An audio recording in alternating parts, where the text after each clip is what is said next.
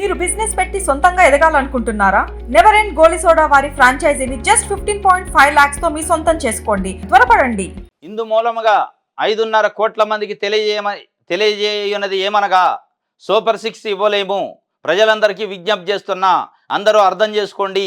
నీతి నివేదికపై ప్రజెంటేషన్లో CM Chandrababu వ్యాఖ్యలు, అది ఏంది మైక్ పట్టుకోండు, ఊళ్ళలో డమకాలేతరుగా మైక్ పట్టుకొని ఇందు మూలంగా 5.5 కోట్ల మంది ఆంధ్రప్రదేశ్ ప్రజలకి తెలియజేయమనగా నేనిచ్చిన సూపర్ 6 అనే హామీలని అమలు చేయలేము, ఇవ్వలేము. ఇది మోసం అనుకుంటారా, దగ అనుకుంటారా, కుట్ర అనుకుంటారా, అబద్ధం అనుకుంటారా, మీరు ఏదంటే అది అనుకోండి కానీ నేనైతే ఇయ్యలేను అన్నాడు. దీన్ని ఏమనుకోవాలి? సూపర్ మోసం అనుకోవాలా, సూపర్ అబద్ధం అనుకోవాలా, సూపర్ కుట్ర అనుకోవాలా? దీన్ని ఏమనుకోవాలి అనేది ఇక ప్రజలు ఎవరికాళ్ళు అర్థం చేసుకోవాలి అని చెప్పిండు ఆయన. ప్రజలందరికీ విజ్ఞప్తి చేస్తున్నా, అందరూ అర్థం చేసుకోండి, అర్థం చేసుకోండి, నేను మోసం చేసిన మళ్ళొకసారి అని చెప్తుండు. అర్థం చేసుకోండి, నేను అబద్ధం చెప్పిన మళ్ళొకసారి అని చెప్తుండు. ఇక మీరు అర్థం చేసుకోవాలా, ఆ మోసాన్ని ఆ దగాన్ని ఎట్లా అర్థం చేసుకుంటారో ఆయనే చెప్తుండు. అర్థం చేసుకోండి అంటే ఎందుకు అర్థం చేసుకోవాలని చెప్తుండే, అప్పులైంది నేను చేయలేను అంటుండు. అప్పులైంది ఇవాళ కొత్తగా కాదు, నువ్వు కొత్తగా ముఖ్యమంత్రి కాలే. ముఖ్యమంత్రి పక్క రాష్ట్ర ముఖ్యమంత్రి అట్లే అన్నాడు రేవంత్ రెడ్డి గారు. నేను అక్కడ ఏదో లంకెల బిందులు ఉన్నాయి, దాని నిండా నిధులు ఉన్నాయని వస్తే ఆడ ఏమి లేవు, అంతా ఊడ్చుకొని పోయిండు కేసీఆర్ అని చెప్పిండు. లంకెల బిందులు ఉన్నాయని ఒక ఆయన, ఇంకొక ఆయన అప్పులు ఉన్న పర్ల నాకు అంతా తెలుసులే, 14.5 సంవత్సరాల ముఖ్యమంత్రి, నా సీనియారిటీ ముందు ఎవడు పనికిరాడు, సంపదని ఇట్లా క్రియేట్ చేస్తా అన్నాడు. అంటే చేతులతో పిసికి మట్టి ముద్ద పిసికి క్రియేట్ చేస్తానంట సంపదని. ఆ పిసికింది లేదు, క్రియేట్ చేసింది లేదు. ఏం పిసుకుతుండు? ప్రజలకు గొంతు పిసుకుతుండు. ఇవాళ రిజిస్ట్రేషన్ ఛార్జీలు పెంచుతుండు. ఇది మాట్లాడుతుంటే రిజిస్ట్రేషన్ ఛార్జీలు పెంపుది నిన్న ఉత్తర్వులు వచ్చినాయి, February 1 నుంచి 20 నుంచి 40% పెంపుదలని. ఇదనమాట. ఎలాగైనా బాబు చేస్తారని నమ్మి ఓట్లేసాం కదా అనే ఫీలింగ్లో జనం వెళుతున్నారు.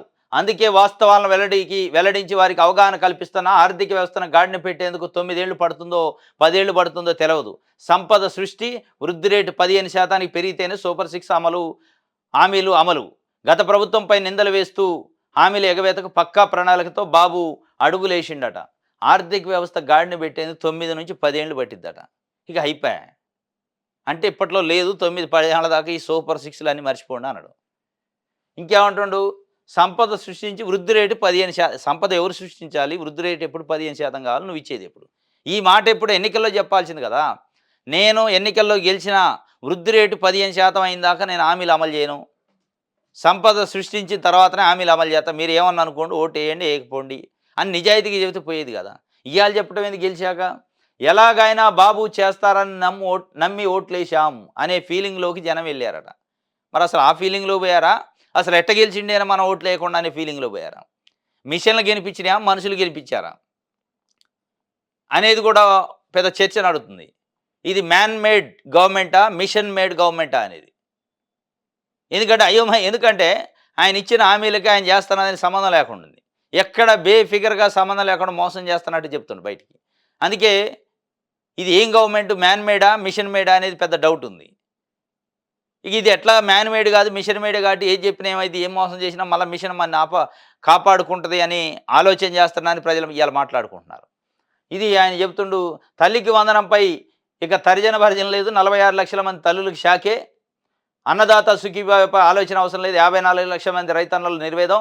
ఆడబిడ్డ నిధి కింద ఏటా 18,000 సాయం గల్లంతే. 1,80,00,000 మంది అక్క చెల్లెమ్మల ఆక్రందన. లక్షల మందిని ముంచేయండు మొత్తానికి.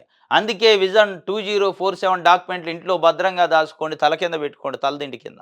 విజన్ 2047. అప్పటిదాకా ఎవరైనా బతికి ఉన్నోళ్ళు ఉంటే అప్పుడు చూసుకోవాలి. ఇప్పుడు ఉన్నోళ్ళు అప్పటిదాకా ఎవరైనా బతికినోళ్ళు ఉంటే చూసుకోవాలి. 2047 అప్పట్లో ఇచ్చిండుగా మనకి చంద్రబాబు నాయుడు గారు, ఏమొచ్చింది చుట్టూ అని చూసుకోవాలి అని చెప్తుండే ఆయన. 15% వృద్ధి రేటు పెరగాలట, అప్పుడు చూస్తారట. అప్పటిదాకా చూడను నేను.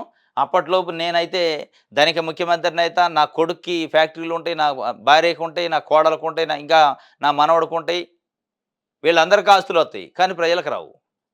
ప్రజలకు ఏదన్నా ఇవ్వాలంటే అప్పులైన ఘోరాలు నేరాలు చెప్తాడు. కానీ 80 కోట్లు పెట్టి దావోసుకు పోయి 80 పైసలు తేడు. పెద్ద పెద్ద యాడ్లు అన్ని పేపర్లు, 20-30 పేపర్లలో, 20-30 టీవీ ఛానళ్లలో కోట్ల రూపాయలు పెట్టి యాడ్లు. మరి వీటికి అప్పులు గుర్తురావు, వీటికి అప్పులు అడ్డం రావు. వీటి ఘోరాలు గుర్తురావు. అంటే ఇది ఇచ్చే కథ కాదు, ఎగ్గొట్టే కథ అనమాట.